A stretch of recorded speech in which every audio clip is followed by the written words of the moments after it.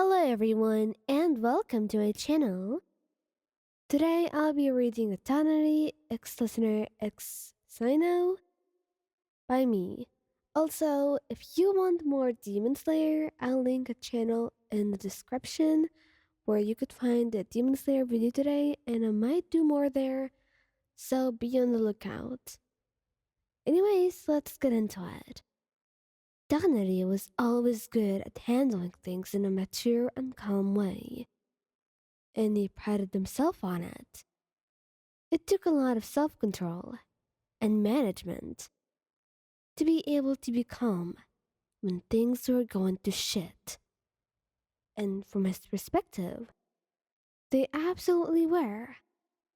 He had his eye on you for a while, perhaps longer than he should have. But what could he do?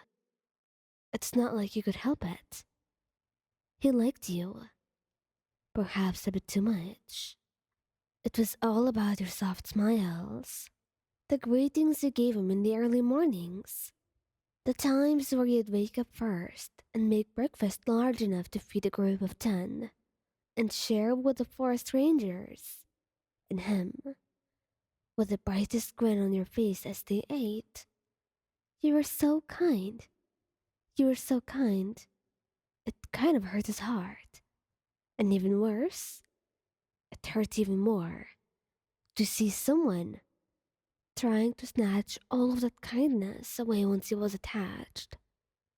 He knew you weren't his, never have been, but at least he had the chance and all the time to try. But now, he wasn't too sure about it anymore. He wasn't sure about anything at all, and that alone hurt him. Because if anything, he wanted to know if you loved him. But he couldn't even bring himself to ask out of fear of not being enough. It's not like he was trying his best either. He wanted to take it slow. And then Cyno came along and toppled up all of his plans like a sandstorm.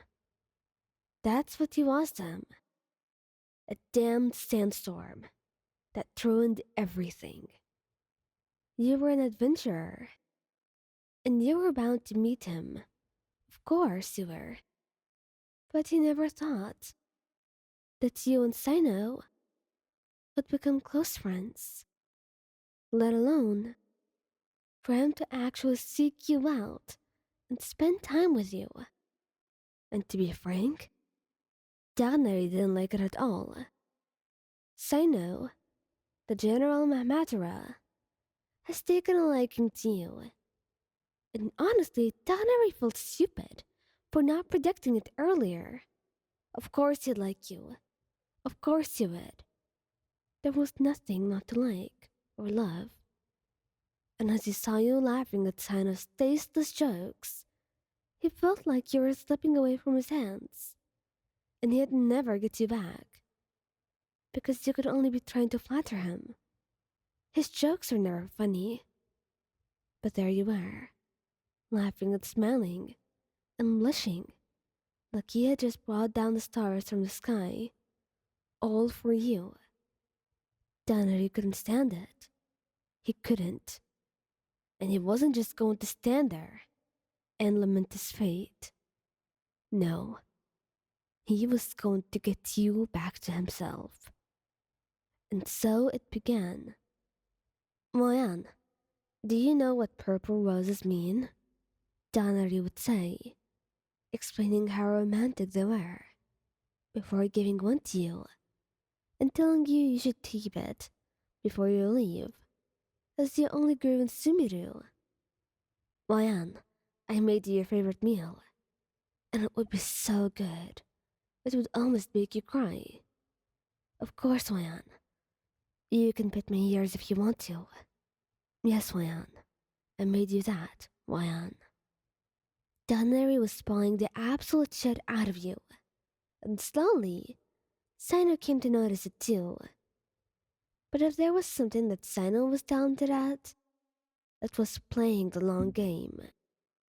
He was patient, much more calculated, He would act like he didn't care at all, and then he would invite you to play cards with him, saying his friend was busy and couldn't attend, and he really wanted to play cards today. Or he would share his favorite foods with you. He'd take you on tours to places forbidden.